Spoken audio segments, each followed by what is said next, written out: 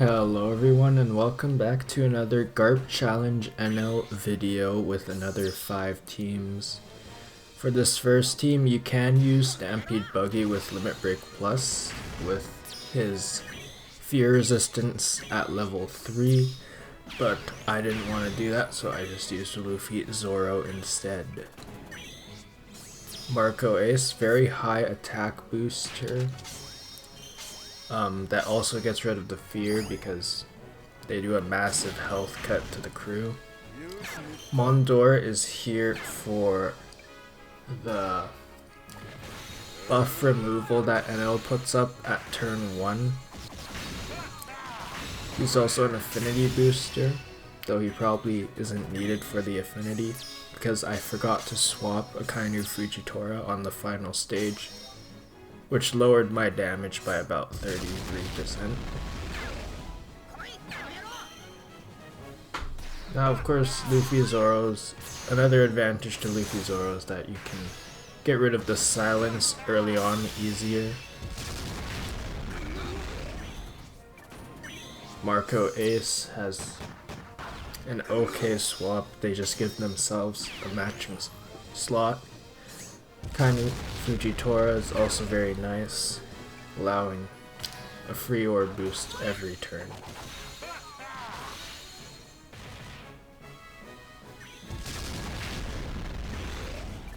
Now most of these scenarios, it shouldn't really matter if your bullet doesn't have a matching orb.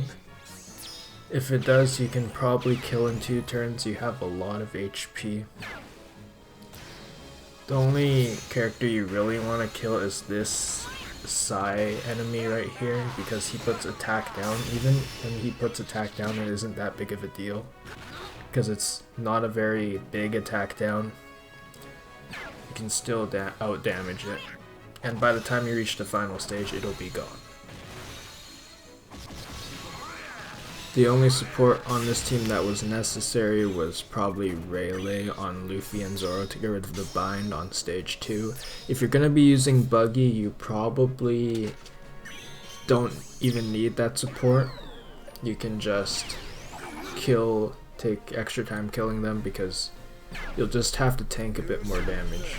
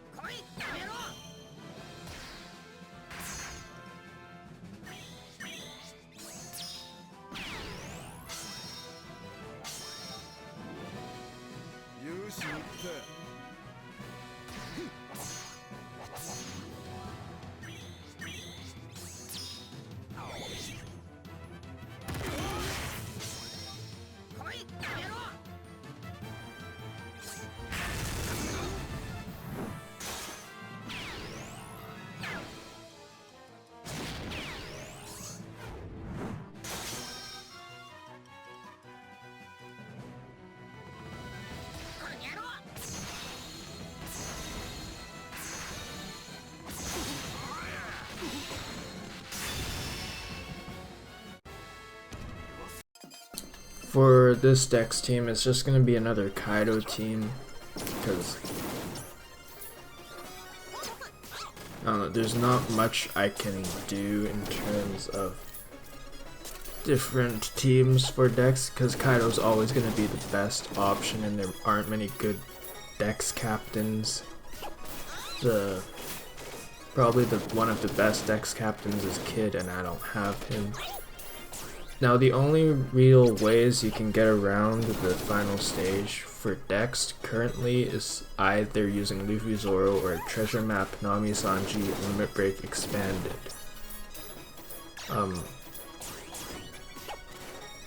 I'd highly recommend doing the Nami Sanji. They're much accessible and they're one of the only necessary treasure map units. For this team, I'm using a Garp you can buy from the treasure map bazaar as well. You only need one copy of him, that's all I have. I don't even think I have sockets on him. But yeah, just one copy of Garp is enough for this team. Blackbeard is also just a health cutter. He probably wasn't needed because I didn't even need Kaido's end of turn damage.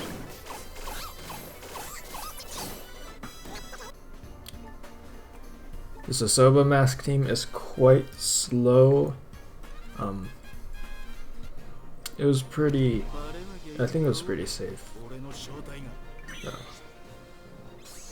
Blackbeard can be replaced with any quick unit that helps with damage you probably don't even need. You could probably use a pig there, but I don't recommend that because pig's stats aren't very good. Barto Cavendish, you never use their special, you just swap them occasionally for more damage and healing. The way we are getting around the final stage with this team is using Sanji's captain action, and two of his specials, you only need one of them. You could probably use the other one like somewhere else in the mission to help you clear faster. You could also put up support ace for color affinity for quick characters on the final stage if you really wanted to. Really not needed though.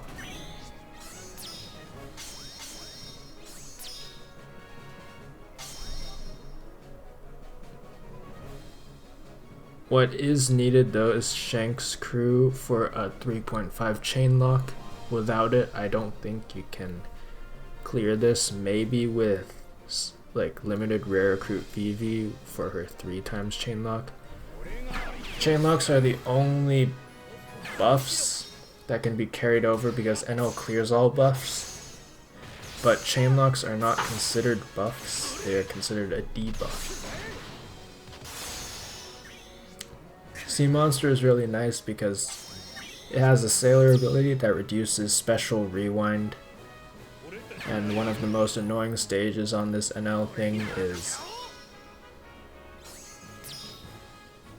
I believe his name is Satori. He'll rewind all characters by 2. I'm not familiar with the Sky PN name. This arc was revealed a long time ago and it rarely appears in Treasure Cruise.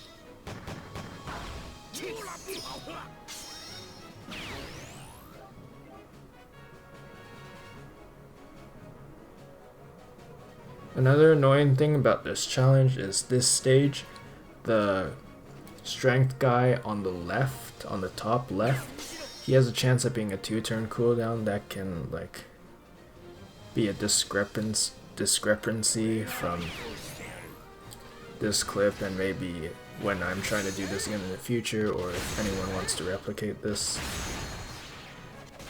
Most of the time I will clear in 1 turn. I mean clear the back enemies in 1 turn, just in case they're both 1 turn cooldowns. But there is a scenario like in the INT team in this video where having attack timers vary is gonna change how you want to play.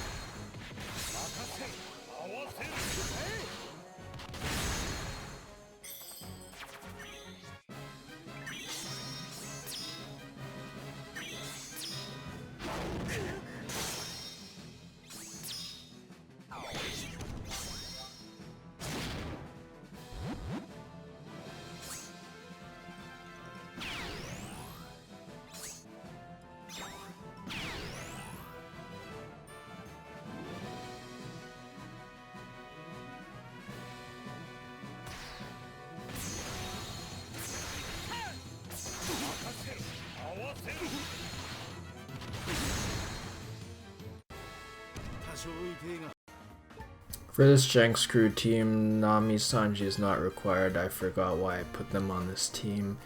As soon as I started the mission, I realized they were still on this team, and I just used them early on. I didn't use them on the final stage, so any damage booster will do.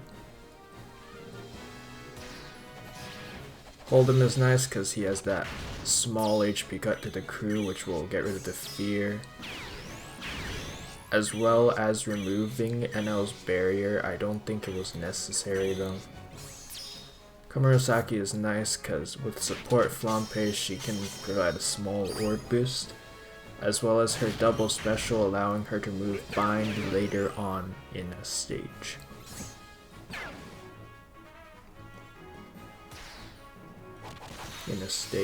Later on.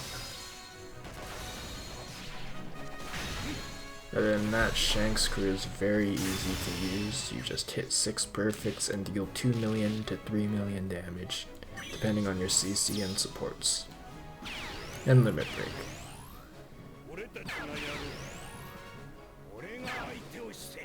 They also give 4 matching orbs and an attack boost every time you swap both of them.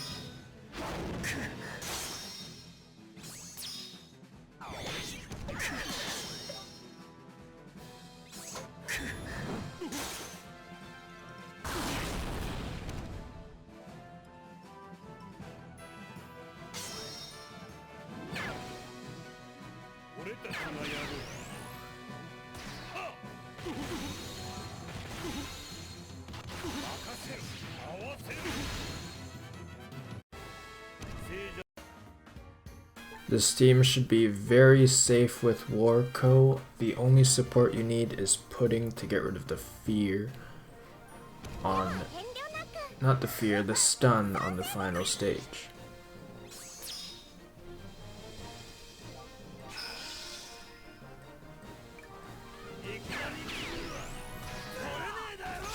This V4 Law is a very interesting captain. He kind of functions like Kaido, except it's a bit harder to use because you need healing for him to constantly output damage.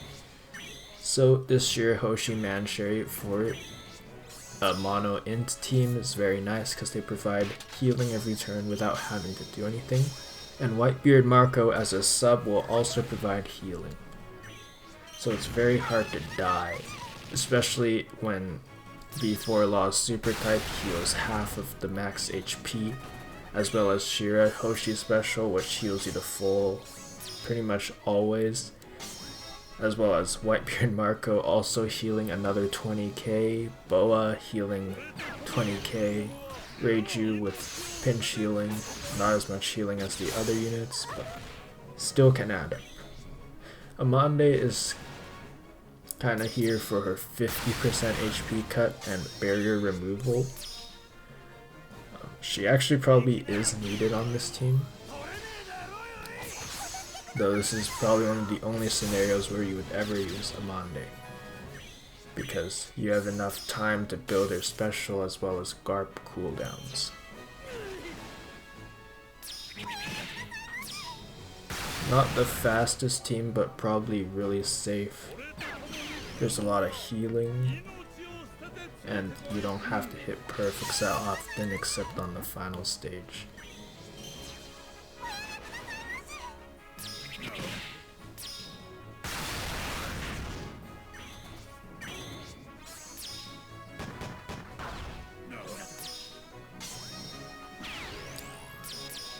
Now, I was mentioning this earlier, but it's possible that the guys in the back will both be on a 1-turn cooldown, or it can be like this, where there's a 2-turn and then the 1-turn.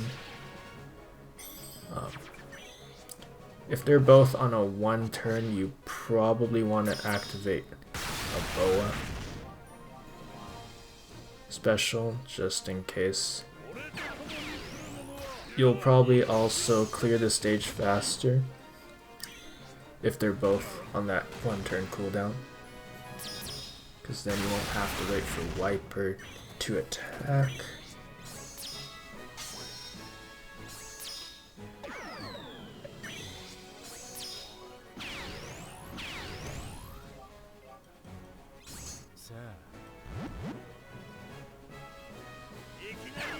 Our specials will get rewound, but that won't matter because super types cannot be rewound.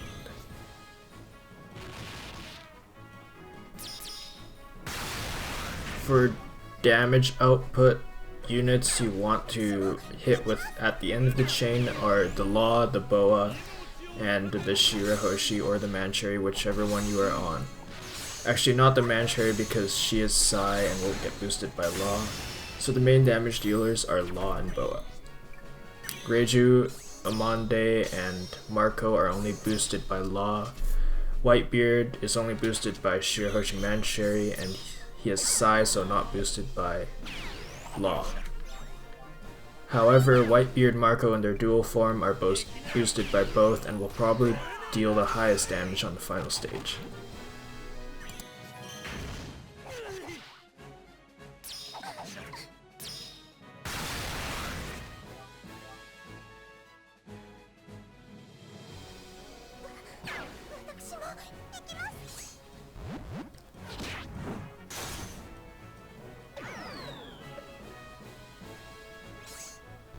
Another important thing is to make sure on this turn that Shira Hoshi Mansherry is on Shira Hoshi, so that's an int character when you move on to the final stage, because Enel will only change into the typing that is weak to the current captain. So if you have Mansherry out, who is Psy, he'll turn to int, which will ruin this whole team because you don't really want to be fighting int with int. In some other scenario that would be fine, but this team kinda needs that damage.